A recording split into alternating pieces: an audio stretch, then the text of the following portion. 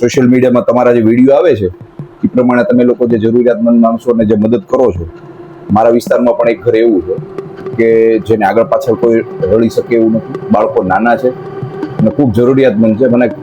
એની મને પાકી ખાતરી. જય માતાજી મિત્રો, આજે છે અમારું સારું કાર્ય કરવાનો દિવસ 35મો. જે 35મા દિવસે અમે આવી ગયા છીએ ભડવામાં, જે ભાવનગરમાં આવેલું છે. ત્યાં અમે એક જરૂરિયાતમંદ છે જેમને 2 બાળકો છે, પતિ નથી એમને ને સસરાય નથી, એટલે આજે અમે એમની રાશન આપવા આવ્યા છીએ. તો તમે એમ સુધી બન્યા રહો.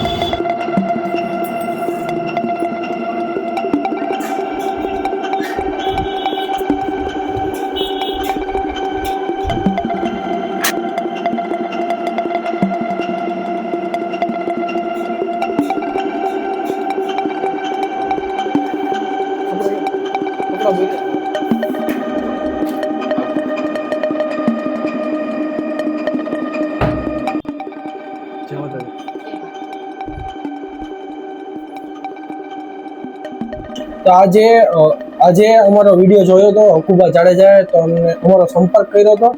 હકુબા, તમે અમારો સંપર્ક શું લેવા કર્યો? તમારા લોકોના સ્ટેટસમાં અને તમે લોકો જે સોશિયલ મીડિયામાં તમારા જે વિડીયો આવે છે એ પ્રમાણે તમે લોકો જે જરૂરિયાતમંદ માણસોને જે મદદ કરો છો, મારા વિસ્તારમાં પણ એક ઘર એવું છે કે જેને આગળ પાછળ કોઈ રળી શકે એવું નથી, બાળકો નાના છે અને ખૂબ જરૂરિયાતમંદ છે. એની મને પાકી ખાતરી હતી. એટલે મેં તમારો લોકોનો વિડીયો જોયો એટલે મેં પુષ્પરાજને અને ભાઈને વાત કરી ફોન કરીને કે ભાઈ આવું એક ઘર છે, જરૂરિયાત વાળું છે અને 100% તમે જે કામ કરો છો એમાં 100% એ ખરું નીવડે એવું છે અને ત્યાં લેખે લાગે એવું છે તમે જે મદદ કરો છો ને એ. અને મેં પુષ્પરાજને ભાઈને વાત કરી એટલે એને તરત મારી સાથે એગ્રી કરીને આ પાડી કે હા મોટા ભાઈ અમે મદદ કરશું. અને આજ રોજ બેનને મદદ કરવા માટે થઈને કરિયાણાની બધી વસ્તુ લઈને તમે લોકો આવ્યા છો.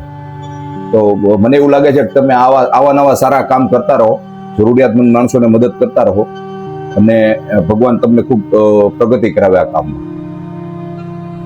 અને ઓલ ધ બેસ્ટ. તમે બહુ સરસ કામ કરો છો. તો મિત્રો, જેમ તમે સાંભળ્યું કે બેનની પરિસ્થિતિ આ રીતની હતી, તો અમે એમની મદદ કરી દીધી છે. અને બીજું કે એમને વિડીયોમાં નહોતા આવવું, તો અમે કોઈને ફોર્સ નથી કરતા વિડીયોમાં આવવા માટે, કેમ કે અમારો ભાવાર્થ જ તે સેવા કરવાનો છે. તો અમે સેવા કરીએ છીએ અને ખાલી વિડીયો નથી બનાવતા, સેવા કરીએ છીએ. અને આજનો બ્લોગ અહીંયા પૂરો થાય છે. મળીએ કાલે એક નવો બ્લોગ સાથે. આપ સૌને મારા જય માતાજી.